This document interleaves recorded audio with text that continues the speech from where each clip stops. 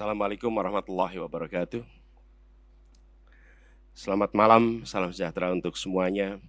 Yang kami hormati Ketua KPK Bapak Nawawi Pomolango dan seluruh pimpinan KPK, Ketua KPU yang saya hormati, Ketua Bawaslu, Ketua DKPP, yang kami hormati Kapolri atau yang mewakili, Jaksa Agung atau yang mewakili, yang kami hormati pasangan calon nomor 02 Bapak Prabowo Subianto, Bapak Gibran Rakabuming Raka, dan pasangan calon nomor urut 3 Bapak Ganjar Pranowo dan Bapak Mahfud MD, dan seluruh pimpinan partai, perwakilan partai pengusung, dan hadirin sekalian.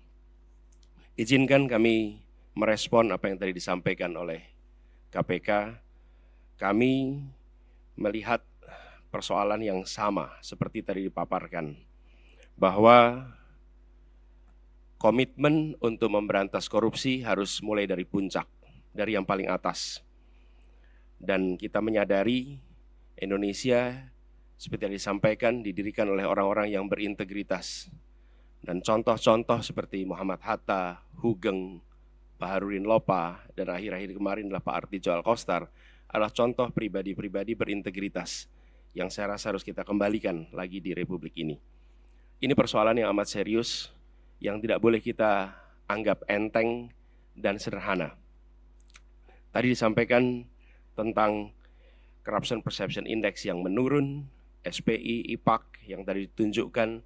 Kami melihat ada problem yang amat serius di dalam kepercayaan publik terhadap pemberantasan korupsi. Yang itu juga tercermin. Bulan lalu ada survei CSIS terhadap lembaga-lembaga pemerintahan, dan di antara lembaga pemerintahan paling rendah kepercayaan adalah DPR, dan di atas DPR adalah KPK. Justru KPK bukan lembaga yang paling dipercaya, tapi termasuk lembaga yang paling rendah kepercayaannya. Karena itu kami ke depan berkomitmen untuk bisa melaksanakan beberapa hal. Pertama adalah mengembalikan kepercayaan publik, mengembalikan KPK menjadi institusi yang memiliki kekuatan dan memiliki kemampuan untuk menindak seluruh tindakan pelanggaran korupsi. Dan ini dari aspek apa? Satu, undang-undangnya.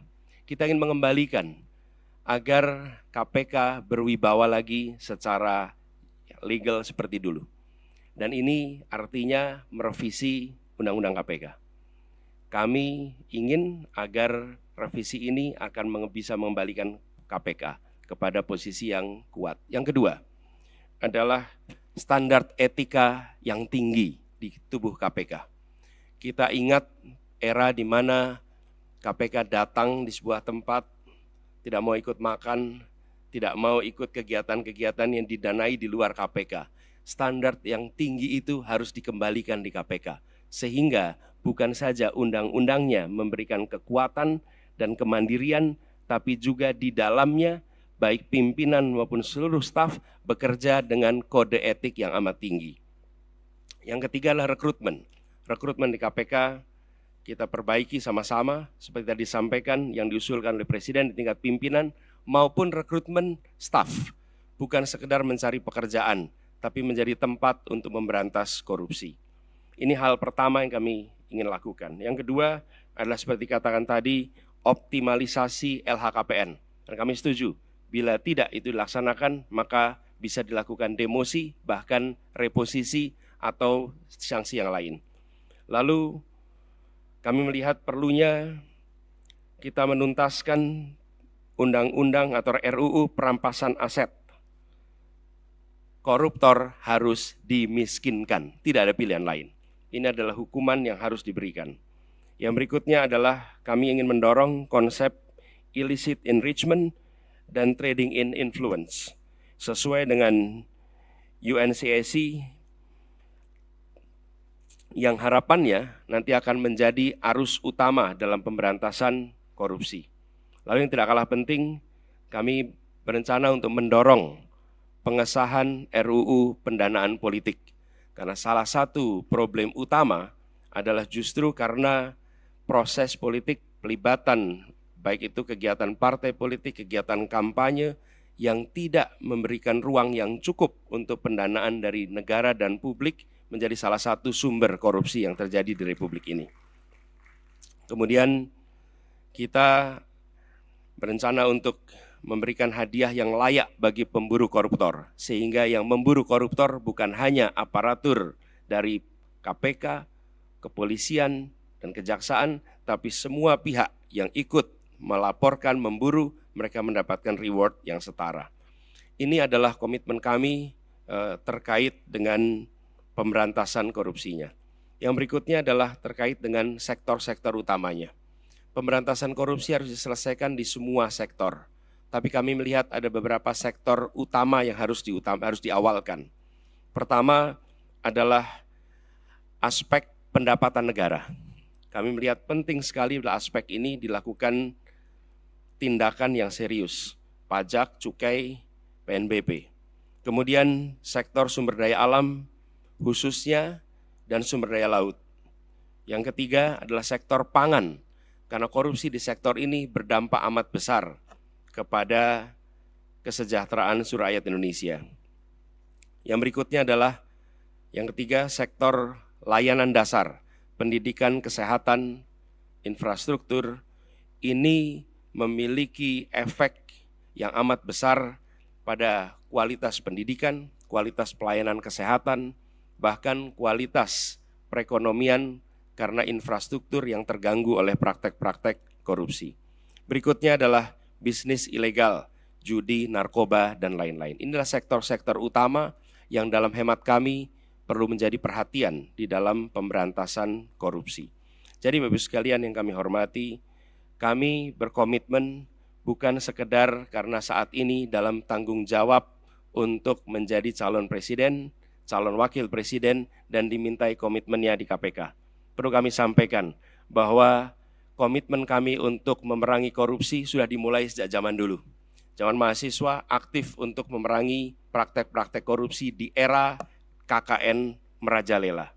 Ketika kami bertugas sebagai akademisi, rektor, maka kami menetapkan mata kuliah anti korupsi sebagai mata kuliah wajib yang harus diambil oleh setiap mahasiswa. Dan waktu itu bekerja sama dengan KPK.